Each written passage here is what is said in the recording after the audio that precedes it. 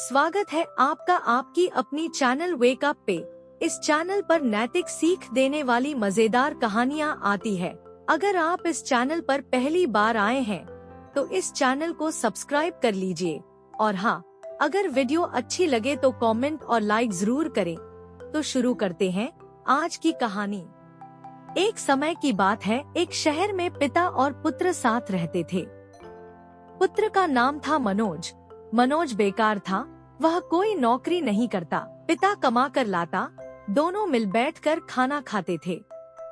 एक दिन पिता बैठकर सोचता है कि यह कुछ कमाता नहीं, कुछ काम नहीं करता, इसकी शादी कर देने से शायद कुछ काम करेगा तो हम लोग मिल बैठकर खाना खा सकते हैं। इस तरह सोचकर वह कुछ रुपए इकट्ठा करता है। फिर उन्हें घर में रखकर वह बेटे से इस तरह कहता है, मनोज, मैंने पैसे जमा कर यहाँ पेटी के अंदर रखे हैं, उनकी हिफाजत ठीक से करना। मैं पड़ोस के गांव जाकर अनाज ले आता हूँ।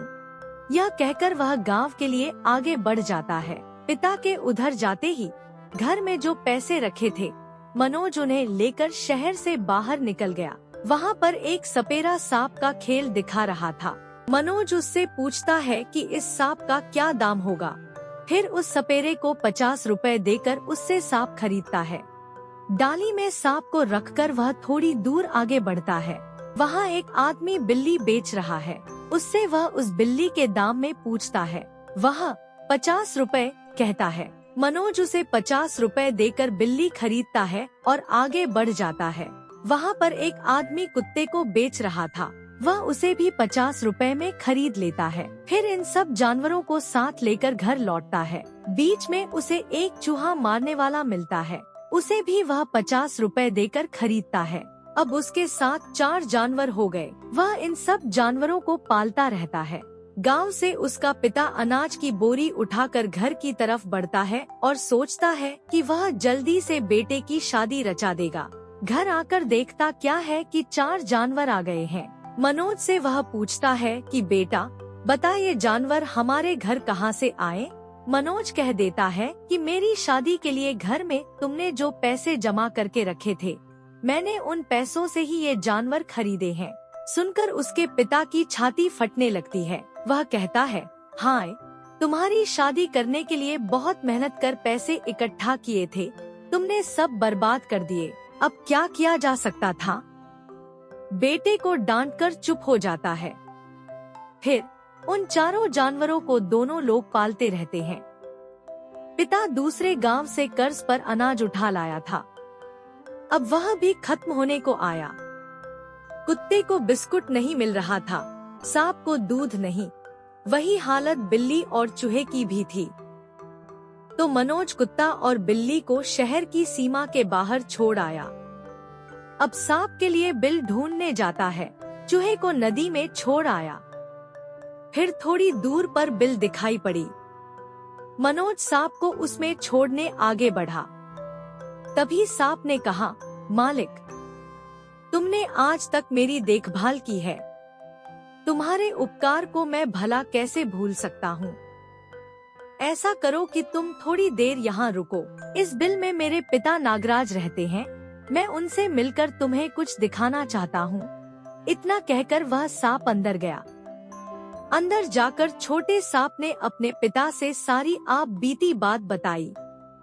उसने अपने पिता से कहा और यह विनती की कि तुम्हारे सिर पर जो अनमोल रत्न है वह इसे दे दो, तब उसके उपकार का यह सही उपहार होगा।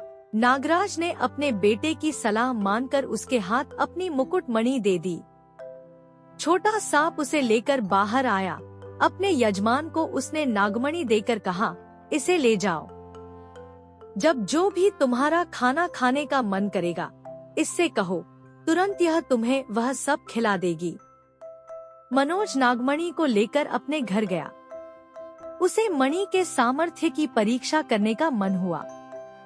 उसने मणि से कहा, मुझे खाने को खिचड़ी चाहिए। तुरंत खिचड़ी मनोज के सामने थी। मनोज और उसके पिता दोनों ने उसे खाया। रोज इसी तरह उसके सामने मांग पेश करता, उस चीज को पाकर बाप बेटा दोनों खा लेते। यह क्रम काफी दिनों तक चलता रहा। फिर एक दिन पिता ने कहा, बेटा, हमारी यह झोंपड़ी बहुत छोटी पड़ रही है। तुम ऐसा करो, कुछ नारियल के पत्ते तोड़ लाओ, 1-2 बांस की डंडी भी ले आओ। मैं खुद इन चीजों के लिए चादर फैला दूंगा। बेटे ने जवाब दिया, बाबा मैं तो घर में रहता ही नहीं, फिर तुम्हें बड़ा मकान क्यों चाहिए? मैं सामान तो ला दूंगा, मगर मैं उसके आगे कोई काम नहीं करूंगा। यह कहकर वह घर के बाहर निकलकर किसी दूसरे गांव बसने का मन बनाकर चल पड़ा। वहां पर एक गांव था। उस गांव के एक किनारे पर बूढ़ी औरत का एक बगीचा था। उसने वहां फुलवारी बना रखी थी। उन फूलों को तोड़कर उस शहर के राजा को रोज पहुंचाती थी। उस युवक को रास्ते में वह बगीचा दिख गया। फिर वह वहां पर आया। उसके मकान के आगे आकर आवाज देता है। पूछता है कि अंदर कौन रहता है। वहां अंदर वही बूढ़ी औरत थी। पूछती है, कौन है, क्या चाहिए? जवाब आता है, खूब प्यास लगी है, पानी चाहिए। बूढ़ी औरत ने अंदर से पानी लाकर दिया और पूछा, कौन से गांव के हो, कहाँ जा रहे हो? वह अपने गांव का नाम बतलाकर कहता है, मैं तो नौकरी की तलाश में निकला हूँ, कुछ मजदूरी कर पेट भरना चाहता हूँ। तब बूढ़ी औरत कहती है, मेरे यहाँ काम करते रहो, मैं तुम्हें मजदूरी दूंगी, खाना भी खिलाऊंगी। उस जवान आदमी को बूढ़ी औरत की बात भा गई। फिर उसी के यहाँ रहने लगा। उस शहर के राजा की बेटी 20 साल की होती है। अभी उसकी शादी नहीं हुई थी। राजा ने एक शर्त लगा रखी थी कि मेरे महल के आगे एक कुआं है। जो युवक उस कुएं में मोती माणिक भर देगा, उसे अपनी बेटी देकर शादी रचाऊंगा। उस राज्य में एक जादूगर था।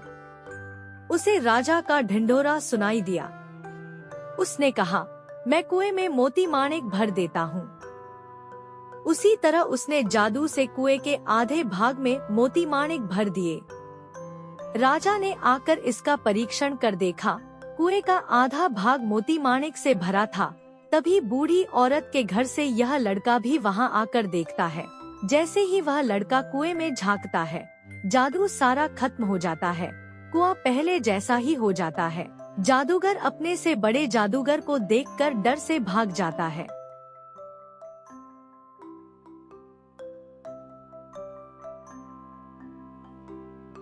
अगले दिन दोबारा राजा ढिंढोरा पिटवाता है।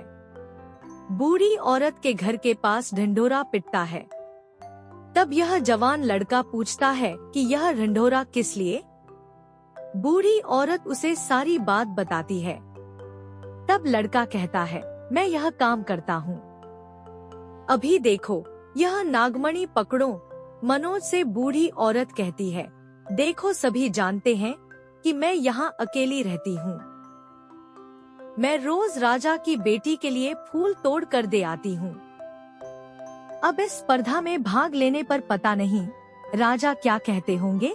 उस पर वह कहता है, डरने की कोई बात नहीं, कहना कि मेरे घर मेरा पोता आया है, वही स्पर्धा में भाग लेना चाहता है। बूढ़ी औरत राजा के पास जाकर वही बात कहती है। यह लड़का गाना गाते उस रात नागमणि लेकर कुएं के पास पहुँचता है। अपनी हथेली में नागमणि रखकर कहता है, आदेश देता है कि कुएं में मोती माणिक भर दो। तुरंत कुआं मोती माणिक से भर जाता है।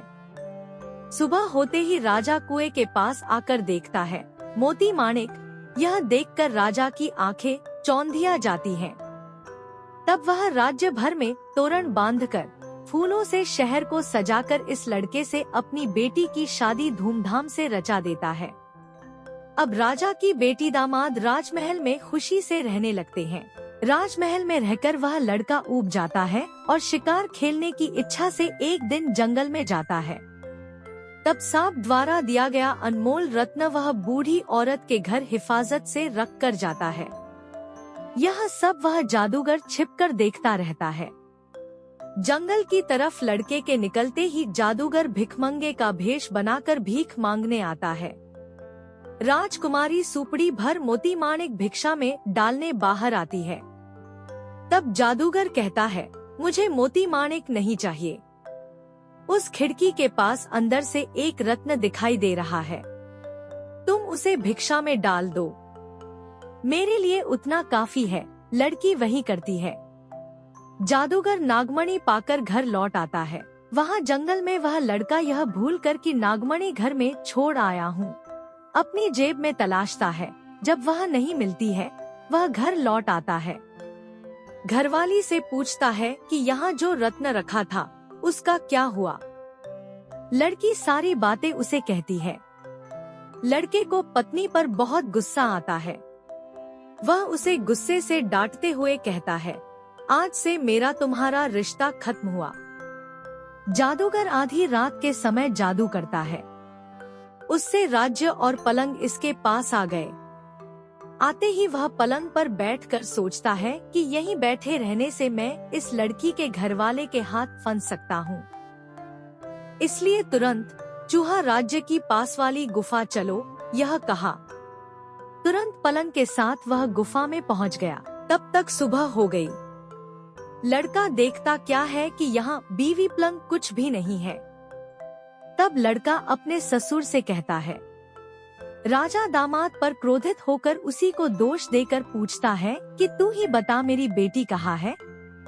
राजा को अपने दामाद पर शक होता है। कहता है, मैं तुम्हें 7 दिन का समय देता हूँ, तब तक किसी भी हालत में तुम्हें मेरी बेटी को यहाँ लाना ही होगा। इतना कहकर उस पर इस शंका से कि यह कहीं भाग जाएगा, उसे एक कमरे में बंद कर ताला लगा देता है। खाना पानी कुछ भी नहीं देता। इस तरह लड़का मुसीबत में फंस जाता है। इस मुसीबत के समय उसे अपने उस कुत्ते की याद आती है।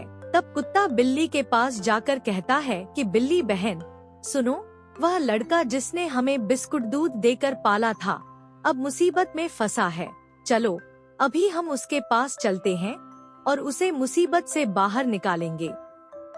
तब इन जीवों ने उसकी मदद करने का उपाय सोचा और सीधे उसी जगह पर आए जहां राजा ने उसे नजरबंद कर रखा था। उस कमरे की छत पर वे जीव चने और खिड़की से झांककर उसे देखा। उससे बात की, कहा, हम तुम्हारी मदद करने आए हैं, चिंता मत करो, हम तुम्हें इस मुसीबत से बाहर निकालेंगे। कहो हमें अब क्या करना होगा। तब उसने उन दोस्तों से कहा, तुम लोग उस जादूगर को पकड़ो और उसके पास जो नागमणि है उसे छुड़ा लाओ। तब बिल्ली, कुत्ता और चूहा शहर में आते हैं। शहर की सीमा के दोनों तरफ वे बैठ गए। तभी दूसरे कई चूहे शहर में आए। इन तीनों जीवों को देखकर उन्हें डर लगा। सोचा कि ये हमें खा जाएंगे, इसीलिए वे चूहे के सामने वाले मकान में घुसकर बैठ गए। कुछ दिन बीते, चूहों को भी खूब भूख लगी। तब कुछ छछूंदरों ने आपस में बातचीत कर कि हम इन लोगों से पूछेंगे कि ये इतने दिनों से यहाँ इस तरह क्यों बैठे हैं। वह इन जीवों के पास आई, पूछा, बताओ भाई लोग, तुम यहाँ क्यों आए हो, हमसे क्या चाहते हो। तब इन तीनों ने जवाब दिया, कहा, कुछ नहीं, यहाँ पर पहाड़ के ऊपर एक गुफा है, वहाँ पर एक जादूगर है, उसके पास मणि रत्न है, उसे लाकर हमें देना होगा। हमारी बात मानो तो ठीक, नहीं तो हम तुम्हारे पूरे शहर को बर्बाद कर डालेंगे। इन बड़े बड़े चूहों ने इनकी बात मानने का आश्वासन दिया। तब सभी चूहे गुफा के पास आए। ढूंढते हैं, मणि रत्न कहीं नहीं मिलता। उन चूहों में से एक छोटी पूंछ वाला चूहा था। जादूगर के चेहरे के पास जाकर उसने झांक कर देखा। तब उसे जादूगर की नाक में मणि रत्न दिख गया।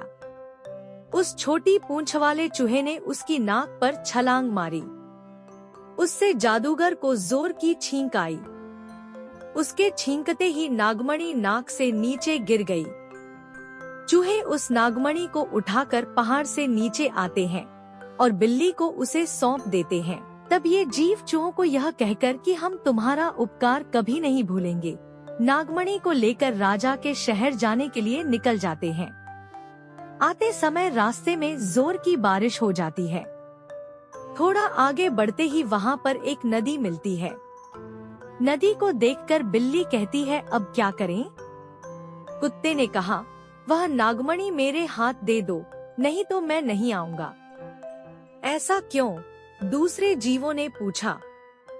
कुत्ता कहता है कि तुम लोग वहां पहुंच जाओगे तो लड़का समझेगा कि तुम ही लोगों ने उसकी मदद की है, इसलिए मुझे वह नागमणि सौंप दो। कहा, तुम इसे कहाँ रख पाओगे? तुम मुंह में रखोगे तो नदी में गिर जाएगी। मैं उसे अपने कान में रखूंगा, इससे लड़के का भला होगा। कुत्ते ने हठ नहीं छोड़ा। उसने कहा, तुम नागमणि मुझे सौंप दो तो ही मैं उस पार आऊंगा। इस तरह कुत्ते को नागमणि दी गई। अब कुत्ता बिल्ली को पीठ पर बिठाकर नदी में उतरा। चूहा पहले से ही नदी में घुस गया। तीनों ने इस तरह नदी पार कर ली। कुत्ता नागमणि को मुंह में रखकर आया था। पार करते समय नागमणि फिसलकर नदी में गिर गई थी। तीनों को चिंता हुई कि अब क्या किया जाए। बिल्ली ने कुत्ते से कहा, तुम हमारी बात मानते तो यह नौबत नहीं आती। राजा का दिया वादा आज खत्म हो रहा है, क्या किया जाए? चूहे ने बिल्ली की बात सुनकर कहा, देखो, उसने अन्न देकर हम लोगों को पाला है। अब राजा उसे सूली पर चढ़ा देगा। हमें इस समय उसके उपकार का ऋण चुकाना चाहिए। इस तरह कहकर चूहा फिर से नदी में कूद पड़ा। तलाश कर नागमणि ले आया। कहा, इसे जल्दी ले जाकर उस लड़के की जान बचा दो। तब बिल्ली और कुत्ता नागमणि को लेकर शहर आते हैं। तब तक उसे सूली पर चढ़ाने की तैयारी हो रही होती है। ये दोनों दौड़ कर आते हैं और उस लड़के के हाथ माणिक्य रत्न को लाकर देते हैं। नागमणि के मिलते ही लड़के ने उसे अपनी हथेली पर रखकर कहा, मेरी पत्नी अब जहाँ भी हो तुरंत मेरे पास आ जाए। तब पलंग के साथ सुबह सुबह राजकुमारी राजा के यहाँ आ पहुँचती है।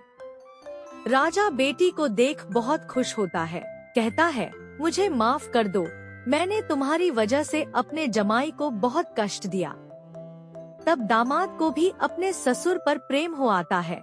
राजा पूरे राज्य को दामाद और बेटी के हाथ सौंपता है।